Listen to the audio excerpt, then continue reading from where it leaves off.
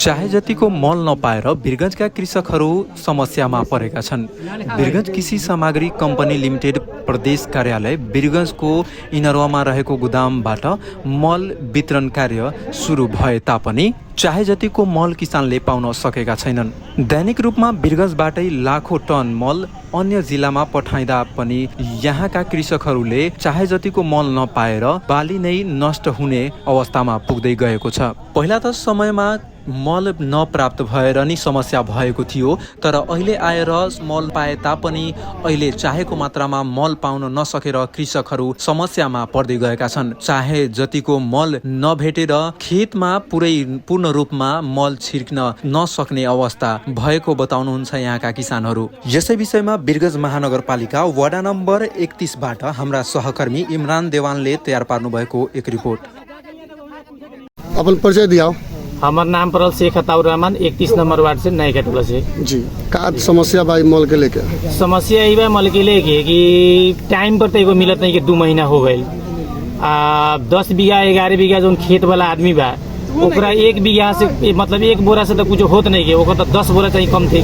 10 बोरा छीटेला। अब ये कहो बोरा मिली तो किसान के समस्या बा, तो किसान के समस्या गाँव भर में झगड़ा करके फरसाद करके तो पूरा नहीं हो सकेला। पहल करके पर आगे के नेता लोग के जे कृषि प्रधान को कह के देश बाटे यहाँ कोनो कृषि के नेता लोग कोनो ना देखे वाला बा ना सोचे वाला बा। एक बारे में सिर्फ जनता आपस में 800 के खाद के 2000-2500 में भी ले आके अपन खेती पाती कर रहा बाटे। 24 से 25 में 3500 में मतलब कीना तो लोग DAP तो होंगे करला से ना हो गए। आगे वाला नेता लोग को भी देखे के पड़ल मतलब कृषि के बारे में। हम तो देखे कि ये लोग बहुत लोग बाटे आपस में, बहुत गांव के लोग बाटे, 11 गांव के आदमी बा लोग, मतलब 11 गांव के भी यहाँ आदमी बाटे। अब एक गाँव में 10 बोरा 12 बोरा होता, कम से कम 50 बोरा चाहिए हर गाँव में। तब 50 बोरा के हिसाब से अब मोटा मोटी कम से कम 500 बोरा चाहिए प्रत्येक मतलब हफ्ता चाहे 15 दिन के भीतर में। अब इतना उपलब्ध नहीं हो, 3 महीने मतलब 2.5 महीना हो गए। 2.5 महीना के हिसाब में मोटा मोटी 400 बोरा आयल बाटे। अब जो 500 बोरा चाहिए हफ्ता में तो 400 रुपये आयल बा। अब ओकरा ला तनका पहल करे के बाद देखे के बाद हमनी के बहुत समस्या बा। अब ओकर बारे में रेख देख करे छलफल करे के पड़ल जे के पूर्ति होई कह के। हम तो ये कहम छ दोसर हमनी के तो बाना जो कुछ कर सकता नहीं सको के। का नाम पड़ी अपन? नाम का पड़ी? हाँ, का समस्या बा अपने के मल के लेके? खाद नहीं के मिलो, खाद नहीं के मिलो तो हमनी के कितना खेत बा अपने के? हमनी के 4 बीघा एथी बा धान के खेत बा जी, 3 बीघा ऊख के बा। तो कितना अपने के मिलता अभी? अभी कहा हमरा खाए नहीं के 1 बोरा मिली कि ना मिली। अपनी लोट में एको ना हमरा मिल रहा, हमरा मिलती नहीं के, खाद नहीं के मिलत। ऐसे पहले मिलल बा अपने? ना ऐसे पहले नहीं के मिल। 4 पटक कोने बा केकर निर्णय में कितना कौन गांव में गइल बा। एक आदमी रिस्पांसिबल तो नहीं के, समिति रिस्पांसिबल बा। समिति के आदमी के यहाँ गाड़ी लियावल जाओ, यहाँ कैसे निर्णय कइले बा उस हिसाब से सबके कान में पुगो न हो केकर कौन गांव में कितना बोरा गइल बा। सब ओकरा बाद में हमने के सॉल्व कर। हाँ, मुखिया जी अपन परिचय दिया। नमस्कार, हम जितेंद्र प्रसाद यादव, वीरगंज महानगरपालिका वार्ड नंबर 21 के वार्ड अध्यक्ष। जी, मल के लेके बहुत कृषक लोग बहुत चिंतित बाटे। अकेला के व्यवस्थित कैले बानी ई मल खाद के अभाव के जौन बात आवता आज ही वीरगंज महानगरपालिका 31 नंबर वार्ड की समस्या ना हो, ये पूरा नेपाल में रहल किसान वर्ग लोग के भी समस्या बा। और जहाँ तक ले हमनी के वीरगंज महानगरपालिका 21 वार्ड के जहाँ तक ले बात कर जाऊँ, किसान लोग के वास्तव में जगह को खाद्यान्न के समस्या जगह हाहाकार मचेला वही ई मल खाद के जो हमनी के खेती योग्य जो जगह में हमनी के मल के बहुत सारे ही समय पर जरूरी पड़ेला, वक्त पर हमनी के खेत में खाद आपूर्ति ना भइला के चलते हमनी के किसान लोग जो मरम पीड़ा में बाटे ओकरा खातिर हमनी अपने आप के चिंतित बानी सन। और हमनी के आप के दुख लाग रहा बा कि हमनी के वीरगंज महानगरपालिका में रहते हुए भी हमनी के चाहे जति के हमनी के खेत में मल समय पर उपलब्ध नहीं हो सकत। ई एकर दोषी के वीरगंज महानगर पालिका कि हमनी के प्रदेश सरकार आ कि नेपाल सरकार। ये हमनी के जो 3 तरह के जो सरकार बा ये पर हमनी के बारम्बार हमनी के न्यूज में FM में हमनी के कुल नेपाल के जनसंख्या के आधार पर हमनी के खेती योग्य जो हमनी के वर्गीकरण भइल बा कि कृषि प्रधान देश होते हुए भी हमनी के आज ही जो चरम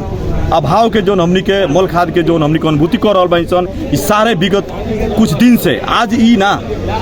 ये बहुत सारा दिन से भी हरदम ये आवाज़ उठेला किसान के दुख दर्द और हमनी के नेपाल सरकार ही मौन रहेला। और जहाँ तक बात करी जाऊँ अभी तो हमनी के वीरगंज महानगर पालिका में 74 साल के में जो हमनी के महानगर पालिका में जो गाभल बा गाँव के ग्रामीण भेग के जो हमनी के महानगर पालिका में एगो खाली प्रक्रिया के स्वरूप में हमनी के महानगर पालिका में डालल बा। मैंने वीरगंज महानगर पालिका के अनुकूल हमनी के गांव देहात के किसान लोग के हर एक पीड़ा में हमनी के महानगर पालिका के हमनी के सुख सुविधा नहीं के मिलत जैसे हमनी के अनुभव हो रहा बा। जैसे आज किसान लोग के जो घुइचो बा जो दर्द पीड़ा से लोग जो सवेरे से हर एक जो तराही मच गई बा हमनी के ये किसान लोग के। एक तो पहले हमनी के पानी ना पड़ला के चलते एक तरफ अलग चिंतित बा निशान, दोबारा में अगर पानी पड़ जाता तो मल खाद समय पर नहीं के मिलत, एक तरफ एगो चिंतित बा निशान किसान लोग जाओ कहवा। ये बात सुनी के ये हमनी के निकाय के हमनी के खोज तलाश में बानी सन। आज हमनी के ये वीरगंज महानगर पालिका के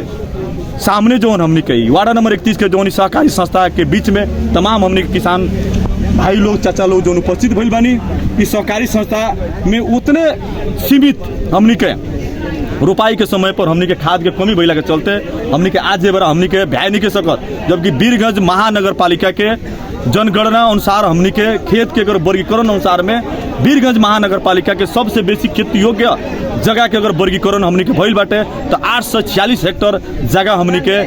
खाली वीरगंज 31 में बाटे। यानी कि वीरगंज महानगर पालिका में 32 वार्ड से सबसे अधिक खेती योग्य जगह हमनी के वीरगंज 31 में बाप प्रमाणित कह के हमारा रिकॉर्ड भी हमनी के वीरगंज महानगर पालिका में कृषि ज्ञान केंद्र में नेपाल सरकार के लगे प्रदेश सरकार के रहते हुए भी हमनी के समय पर ये खाद नहीं के मिलती जो दुख बाटे बहुत ही दर्द के दुख बाटे। हमनी के ये चीज ऐसा ये आपूर्ति कहिया सहज रूप से हुई। अभी तक हमनी के 3 पटक खाद मिलल, पहिलका हमनी के 210 बोरा खाद मिलल, ओकरा बाद में हमनी के 180 बोरा खाद मिलल, ओकरा बाद में 131 बोरा खाद मिलल, 3 पटक खाद मिलल। अभी चौथा पटक हमनी के खाद आके संस्थान में रखल गई बा। हमनी के वीरगंज महानगर पालिका में 11 गाँव बा और हमनी के 1225 घर दूरी बा। 5 कट्ठा से लेके 5 बीघा 10 बीघा तक ले किसान लोग बा और 12 से 25 घर दूरी किसान हो। 11 गाँव बा, इस सारा लोग के में हक अधिकार बाटे। खाद कितना 2 से 10 बोरा,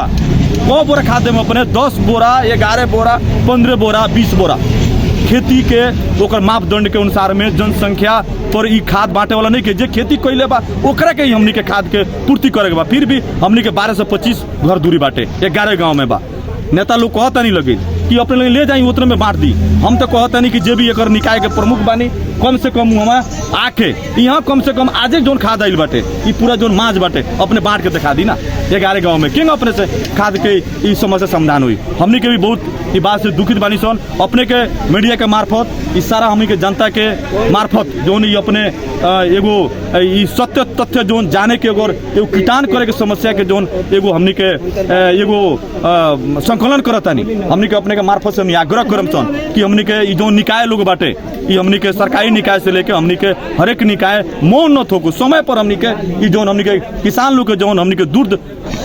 जोन बाटे तकलीफ बाटे एकरा के दूर करो लोग हमनी के सारा निकाय से हमनी के आग्रह करम सन और हमनी के जनता के समस्या समाधान करो लोग कह के हमनी के सारा निकाय से हमनी के विनम्र अनुरोध करतानी हम जी। अभी जोन हम खाद आइल बाटे एकरा के रउआ केला किन बंटवाओ के प्रक्रिया कइले बानी। ये चीज तो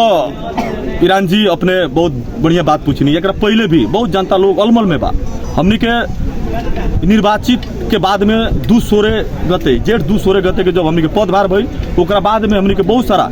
ई वीरगंज महानगर पालिका में 9 गो स्कूल बा, हमनी के एगो सहकारी संस्था बा, स्वास्थ्य चौकी बा, सारा निकाय के हमनी के लगभग हमनी के ई कीटान कैनी सन। वो में सहकारी संस्था में हमनी के देखनी सन कि जो पुराना ई 10-11 बरस पहले के भी एगो 7 सदस्यीय सहकारी संस्था चलावे खातिर एगो ऑलरेडी समिति यहाँ बन चुकल बा। अब जब तक ले कि लोग आर्थिक वर्ष ना बीती तब तक ले इस सहकारी संस्था के जो हमनी के व्यवस्थापन समिति के जो समिति लोग बा एकरा के हमनी के एकरा के बैठ के एकरा के विधिवत हमनी के चाहत नहीं सर एकरा सिस्टमेटिक ढंग से एगो सहकारी संस्था में एकरा के अच्छा से एकरा के निर्वाह करे के जी चीज का बा कि ऑलरेडी 11 बरस पहले के ई समिति ही लोग बाटे अभी तक ले और केहू के हमनी के युवा के जनप्रतिनिधि लोग मने पार्टीगत ग्रुपिंगबाजी तू अपना अपना टोल में अपन तोहरा के जिम्मा दिल बाई सन कि अपने समिति में अपने का बाटे की बना देनी सन अपने पूरा संकलन करी वो कौन नहीं के उहे पुरनके समितिया लोग हर एक 11 गाँव में लोग अपना अपना से वहाँ केकर कितना किसान बा केकर के खेत बा वो संकलन करता लोग और यहाँ कर्मचारी बा यहाँ ऑलरेडी कर्मचारी बा और वो पुरान जो समिति बा लोग यो लोग ये 11 गाँव में 15 बोरा 30 बोरा कह के ये लोग पहलका जे बनल बा लोग जी तो उ लोग से जनता खुश नहीं के उ लोग जनता के कहा नाम बा कि जौन बनल बाटे लिस्ट बनावता लोग दिन के आ रात के लिस्ट ही लोग फाड़ के बिक देता आ अपना मन पर दो लोग अपना अपना हित परित के बांटता बाकी और जनता के लगे नहीं जा सकत इनमें का कहे के चाहे जनता लोग हित परित के पार्टीगत वाला जो बात करत बात सरासर गलत बा ऑलरेडी समिति लोग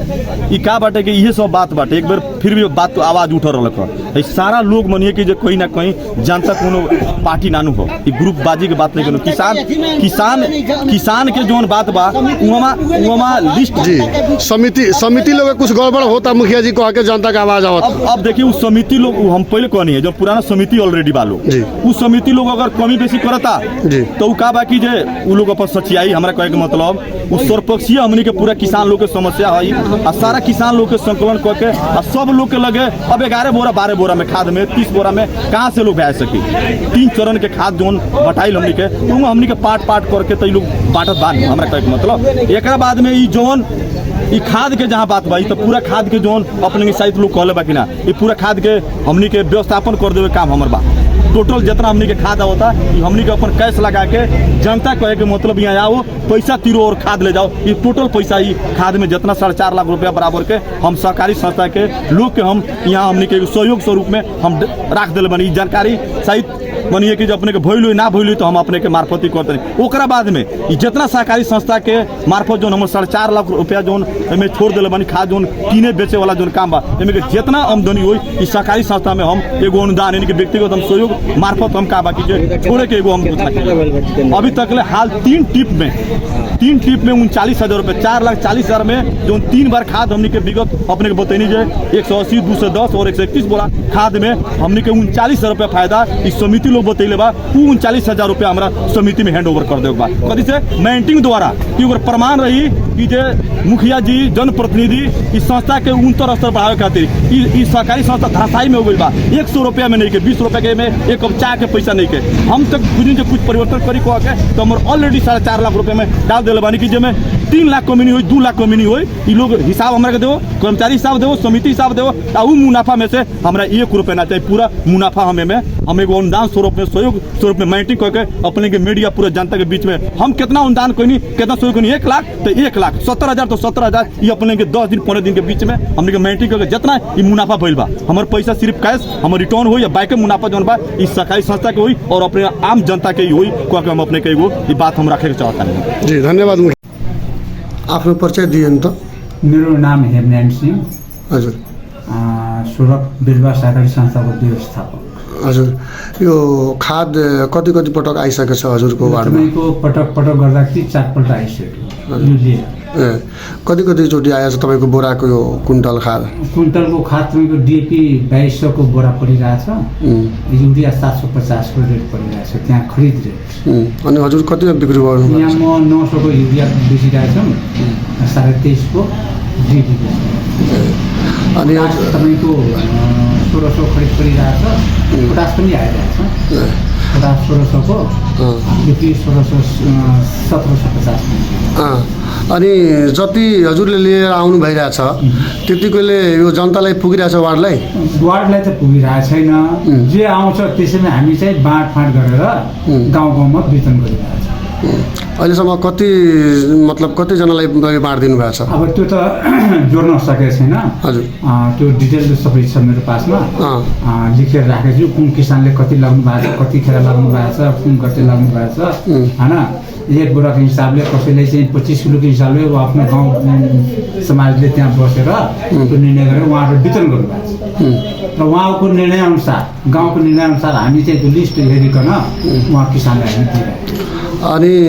धेरै जहाँको जनताको यहाँ गुनासो छ कि मलाई खाद पाएन मलाई खाद पाएन यसमा तपाईँ के भन्न चाहनुहुन्छ? अब यसमा के भन्न चाहन्छु कि सरकारले चाहिँ अधिकभन्दा अधिक दिदिए राम्रो हुन्थ्यो। अब यतिले त पुगिरहेको छैन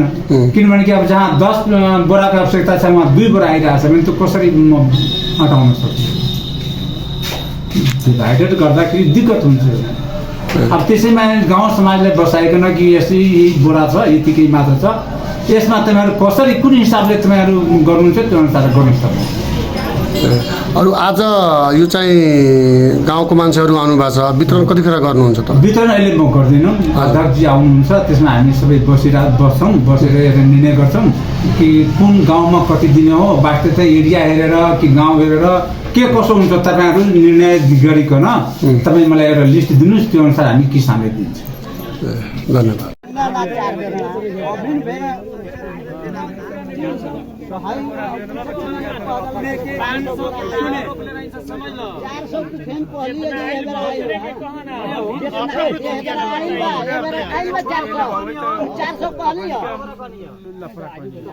आज के पहले